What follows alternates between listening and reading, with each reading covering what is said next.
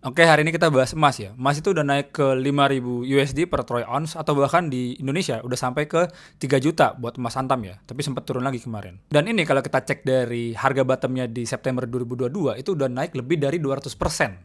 Dan ini juga diikutin sama logam-logam mulia lain ya, misalnya kayak silver yang udah naik ratusan persen juga. Oke, langsung aja ya, kenapa harga emas tuh naik? Yang pertama, emas itu aset investasi utama di dunia. Dia itu market cap-nya nomor satu, atau kapitalisasi pasarnya, ya, nilai pasar keseluruhannya itu nomor satu di dunia, itu dia diestimasi sampai 36 triliun US dollar.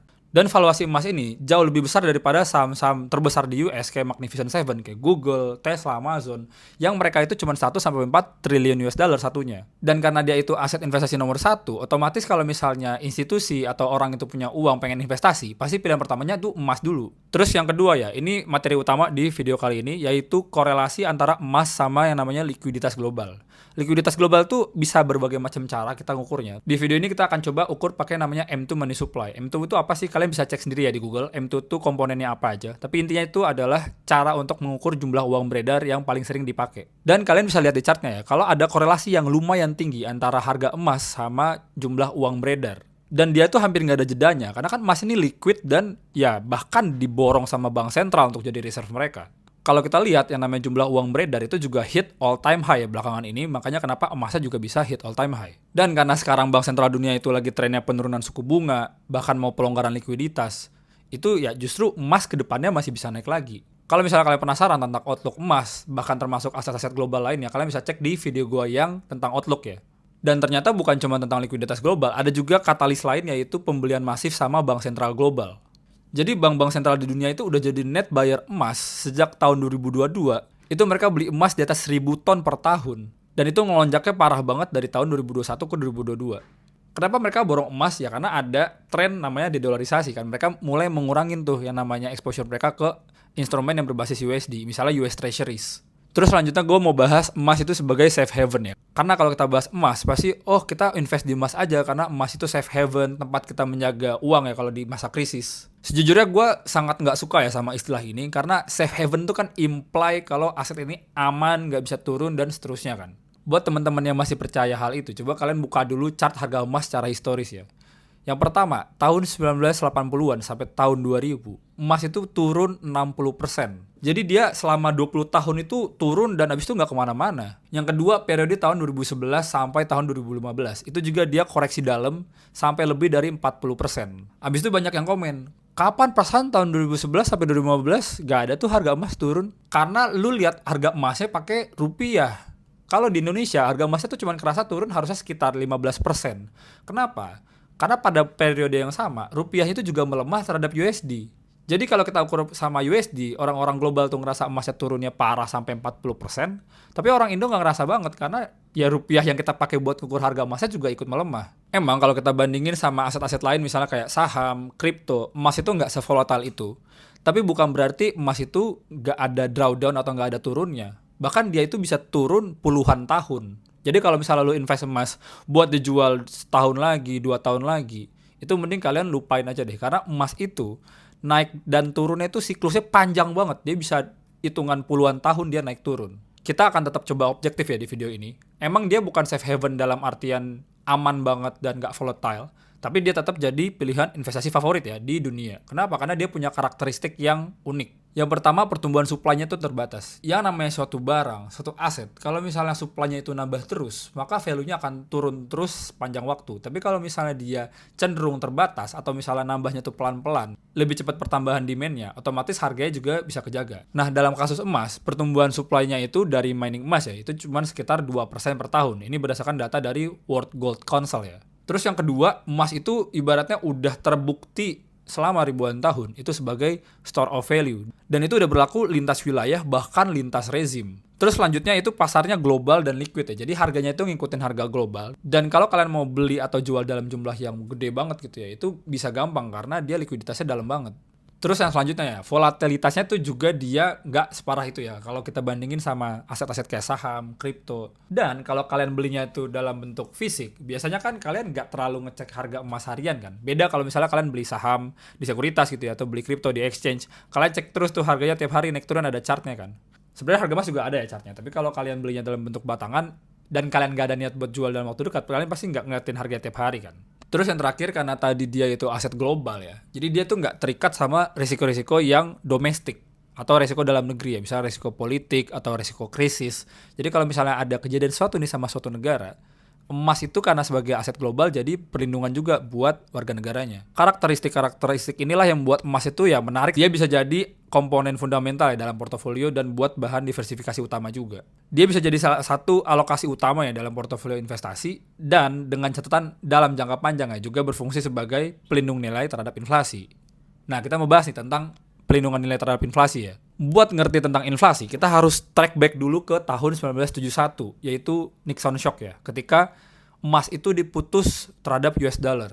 Jadi sebelum tahun 1971, yang namanya dolar itu adalah sertifikat emas. Jadi kayak kita bisa menukarkan dolar itu dengan emas dengan nilai yang sama. Bahasa kerennya underlying lah, jadi dia penjamin nilai bagi dolar itu sendiri. Karena untuk bertransaksi atau bawa-bawa emas itu kan ribet ya, jadi kita dijaminkannya pakai dolar. Tapi sejak tahun 1971, itu diputus tuh hubungannya dengan emas. Jadi nggak ada lagi emas itu bisa ditukar dengan sekian dolar tuh udah nggak ada. Jadi yang namanya dolar tuh bisa berubah terus, supply-nya bisa bertambah terus. Nah kan emas ya segitu-segitu aja, ya nambahnya pelan gitu.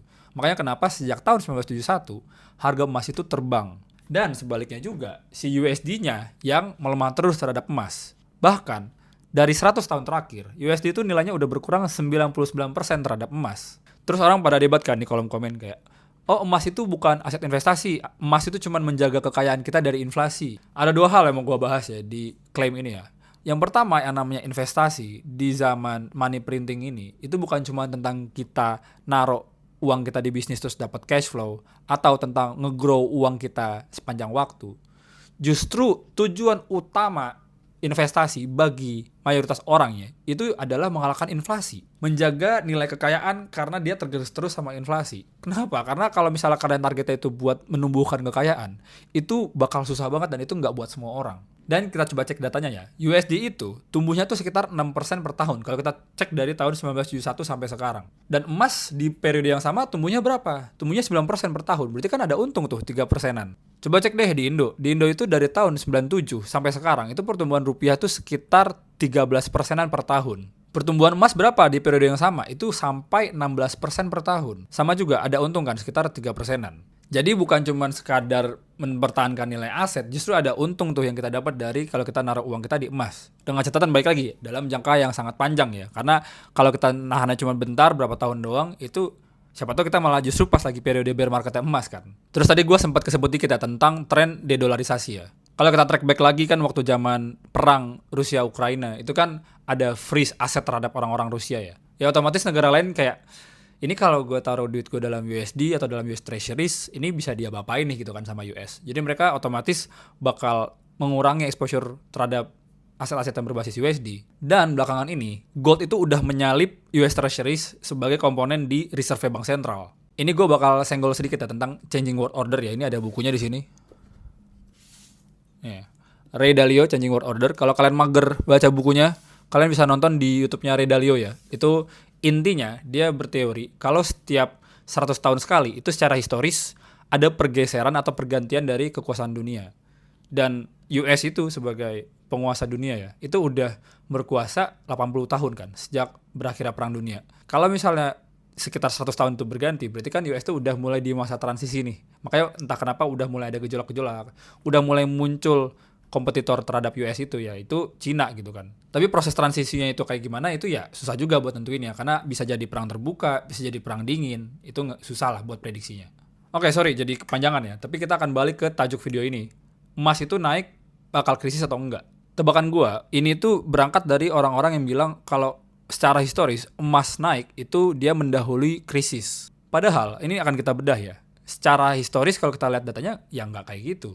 Dan kalau kalian pikir orang-orang investor ini cukup pintar ya untuk memprediksi krisis, jadi mereka masuk dulu ke emas sebelum krisis, ya mereka nggak sepintar itu sebenarnya. Yang pertama itu The Great Depression tahun 1929 ya. Great Depression ini justru emas harganya stabil. Karena di masa-masa itu kan masih sebelum tahun 1971 kan. Jadi masih pakai gold standard. Jadi harga emasnya masih stabil terhadap USD.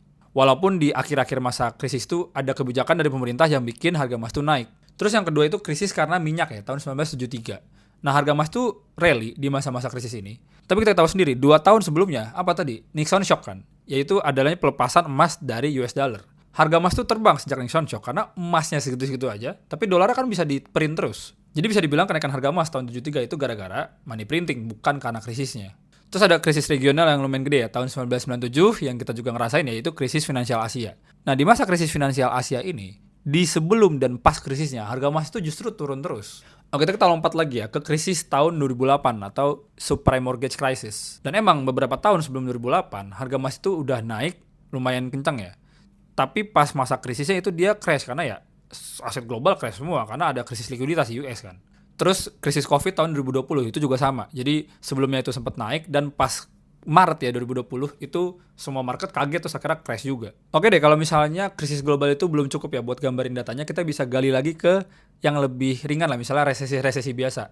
Kalau resesi yang sebelum tahun 1971 kita udah tahu juga ya, ya masih gold standar, jadi harga emas nggak kemana-mana. Dan sama juga, kalau yang dekat-dekat setelah 1971 itu gara-gara ya dilepas dari USD. Terus kita lompat lagi ya ke dekade selanjutnya, itu ada tahun 1980-an, itu ada beberapa resesi.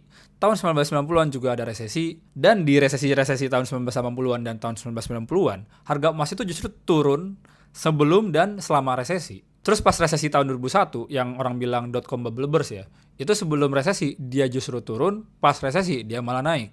Jadi di mana korelasinya gitu, dia kadang nggak kemana-mana, kadang dia turun, kadang dia naik, sebelum dan pas resesi. Dan kita juga nggak menemukan penjelasan kausal yang logis gitu untuk menjelaskan antara emas sama krisis. Jadi menurut keyakinan saya, yang namanya emas itu adalah indikator dari rezim likuiditas global, bukan leading indikator krisis. Ini kayak mirip-mirip ya sama yang namanya yield curve kalau kalian tahu. Yield curve itu kan kayak indikator untuk resesi sebelum resesi ya. Nah, menurut gue yang namanya yield curve itu kebalikannya emas. Kalau emas itu tadi naik pertanda likuiditas itu lagi naik, yield curve turun itu pertanda likuiditas itu lagi mengering. Makanya kenapa sebelum resesi yield curve itu turun dulu kan? Karena pengetatan likuiditas itu cenderung membuat resesi. Terus implikasinya apa buat investor? Baik lagi ya, ini not financial advice, do your own research, tetap diversifikasi dan jangan timing top sama bottomnya. Tapi menurut ya analisis tadi ya, harga emas harusnya masih bisa naik ke depannya. Nah, detailnya gimana kalian bisa nonton balik lagi ke video yang tentang market outlook ya. Dan dimanapun ya, mau di Indonesia, di negara-negara yang maju sekalipun, orang tetap akan ada yang FOMO emas waktu harganya naik. Kalau sekarang mungkin ya masih aman-aman aja, tapi kalau kita udah mulai approaching topnya, kalau FOMO-nya nanti pasti top itu kan bahaya, karena emas tadi bisa turun bahkan puluhan tahun, dan kita nggak ada yang tahu. Dan kalau kita recall lagi tadi karakteristik emas, yang dia itu nggak punya faktor perusahaan, dia itu adalah aset global dan cukup liquid.